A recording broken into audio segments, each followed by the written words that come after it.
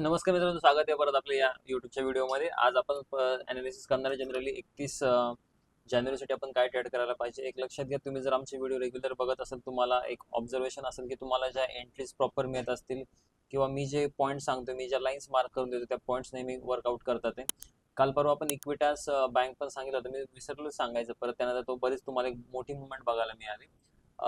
त्यानंतर मी तुम्हाला एकदा इक्विटासचा चार्ट दाखवून देतो.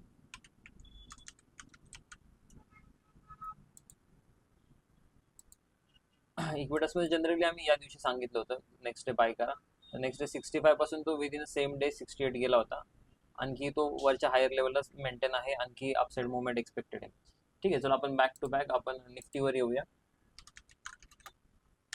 ठीक आहे, एक लक्षात घ्या, सॉरी पहिला आपण बँक निफ्टी घेऊया. बँक निफ्टी जरा जास्त स्ट्रॉंग आहे. एक लक्षात घ्या, या केसमध्ये आज काय झालेलं आहे की आपण ज्या काल येल्लो लेवल्स दिल्या होत्या, ठीक आहे, येलो लेवलच्या आज मार्केट सस्टेनेबल वरच्या साईडला क्लोज झालेलं आहे. आणि आपण ज्या काल ग्रीन लेवल दिल्या होत्या, ठीक आहे, ग्रीन लेवल आपण काल त्यामध्ये मेन्शन पण केलं होतं. कालचे ग्रीन ज्या लाईन्स आहेत त्या आज 30 जानेसाठी आहेत. मार्केट बघा फर्स्ट ओपनिंगमध्ये या लेवलला ओपन झालं होतं. आणि मी जनरली आपण एक बघूया, पब्लिक ग्रुप बनवूया. पब्लिक ग्रुपमध्ये मी जनरली मार्केट ओपन होण्याच्या आधीच पहिली डायरेक्शन सांगितली होती की मार्केट पहिली वेव्ह कोणती बनवणार आहे. ठीक आहे, स्टुडंट्सला अनुभव आहे की आपण मार्केट सुरू होण्याच्या पहिला आधीच सांगतो की पहिली वेव्ह कोणती बनवणार आहे. तर मार्केट बघा पहिल्या वेव्ह मध्ये वर गेलं, त्यानंतर मार्केट परत त्याच ग्रीन लाईनला म्हणजे या ठिकाणी परत खाली आलं. पण या एरियाच्या खाली एक म्हणतो ना आपण इनसाइड कॅन्डल बनली. इनसाइड कॅन्डलच्या मार्केट अगेन वर थांबलं. ते जे आपण काल ग्रीन लेवल्स बनवून दिले होत्या, मार्केट त्याच एरियाला सपोर्ट घेत होतं आणि प्राइस इथून परत वर गेली. त्यानंतर नेक्स्ट काय झालं बघा, लक्षात घ्या की ह्या ज्या ब्ल्यू लाईन्स होत्या ह्या लास्ट वीकच्या मार्किंग आहेत. बेसिकली लास्ट वीकच्या मार्किंग्सला प्राइसने परत सपोर्ट घेतला. एक स्ट्रक्चर खूप छान मस्त स्ट्रक्चर बनवलं आणि नंतर मार्केट परत वर आलं. तर आपलं प्रेडिक्शन नेहमी बरोबर येते जवळपास की आपण बुलिश आहोत एवढ्या दिवसांपासून. मी फक्त एका दिवशी बेरिश गेलो होतो, त्या दिवशी सुद्धा मी स्वतः बुलिशमध्ये पैसे कमवले होते.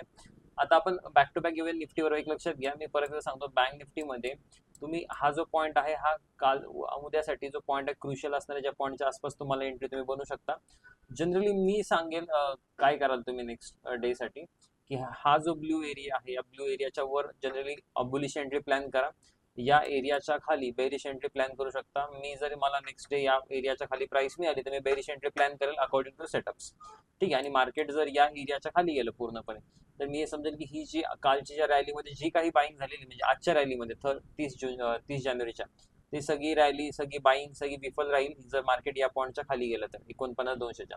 ठीक आहे, चलो आता एक लक्षात घ्या, मी नेहमी बोलतो की नेहमी गॅप अप सॉरी नेहमी डे हाय आणि डे लोच ब्रेक व्हावा अशातलं हे नसतं.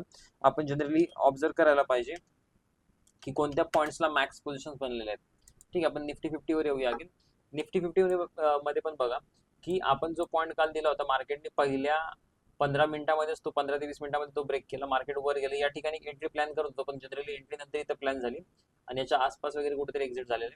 आता एक लक्षात घ्या, काल मी म्हणलं पुट शॉर्ट करणार, जवळपास मी बँक निफ्टीचे पुट शॉर्ट केले होते. बँक निफ्टीचा डेटा जरा जास्त मला व्यवस्थित वाटत होता. त्यानंतर मार्केट बघा ज्या काल ग्रीन लेवल दिलेले आहेत, मार्केट एक्झॅक्ट त्या ग्रीन लेवलला सपोर्ट घेऊन अगेन वर गेले आणि कुठपर्यंत गेले तर ब्ल्यू लाईन पर्यंत वर गेले. आता या ज्या ब्ल्यू लाईन्स त्या ब्ल्यू लाईन्स उद्यासाठी ऍक्च्युअली ही काय आपण प्री डिफाईन नव्हती दिल्या याच्यामध्ये. तर हे ब्ल्यू लाईन्स उद्यासाठी तुम्हाला कामाला येणार आहेत की उद्या ट्रेड कसा करायचा. आता एक गोष्ट लक्षात घ्या याच्यामध्ये की हा जो एरिया आहे हा उद्यासाठी याच्या बुलिश आहे. एक लक्षात घ्या, आज मी ओव्हरनाईट पोझिशन नाही येऊन गेलो पुट सेलिंग मध्ये. त्याचं एक रिझन असं आहे की मला निफ्टी सुद्धा येलो लाईनच्या वर ब्रेक पाहिजे होता. येलो लाईनच्या वर तो ब्रेक नाहीये, त्याच्यामुळे आज ओव्हरनाईट पोझिशन्स नाहीयेत बँक निफ्टीमध्ये. आणि उद्या ट्राय करूया आपण, उद्या परवा किंवा बजेटच्या नंतरच ट्राय करूया. जर मला क्लिअर डेटा जोपर्यंत मिळत नाही तोपर्यंत मी ओव्हरनाईट पोझिशन नाही घेतो, अदरवाईज इंट्राडे तर चालू आहे. ठीक आहे, चलो आता बघा या ठिकाणी मला एक स्ट्रक्चर मिळालं. जवळपास बरेच लोक डब्ल्यू म्हणतात, व्ही म्हणतात, ट्रेंडलाईन ब्रेकआउट आहे किंवा डबल बॉटम आहे जे काय, या ठिकाणी पण एक स्ट्रक्चर बनते. प्राइस मध्ये ज्यावेळेस एखाद्या शॅडो बनते, शॅडो बनल्यानंतर प्राइस जर त्याच्या आतमध्ये राहील तर मॅक्झिमम चान्सेस आहेत की प्राइस परत वर निघून जाईल. ठीक आहे, तर अशा केसेसमध्ये तुम्हाला एक स्ट्रॉंग प्राइस ऍक्शनच्या बेसवर तुम्ही एंट्री करू शकता. आता एक गोष्ट लक्षात घ्या याच्यामध्ये की उद्या जर तुम्ही ट्रेड करता, उद्याचा दिवस मला वाटतं की खूप जास्त वोलाटेल असू शकतो, कारण परवा दिवशी बजेट आहे. तर उद्या आपण एक स्पेशल डेडिकेटेड व्हिडिओ घेऊन येऊया बजेटवर की नक्की बजेटमध्ये काय तुम्ही करायला पाहिजे, जनरली काय प्रिकॉशन्स घ्यायला पाहिजे, न्यू ट्रेडर्सनी काय करायला पाहिजे, ॲट द सेम टाइम जे प्रो ट्रेडर्स आहेत किंवा ज्या लोकांना ऑप्शन बाईंग करायची, ज्या लोकांना ऑप्शन सेलिंग करायची, ते लोक काय करू शकतात त्याच्यावर आपण डिटेल व्हिडिओ घेऊन या. तर आजच्या व्हिडिओसाठी एवढंच. Thank you so much.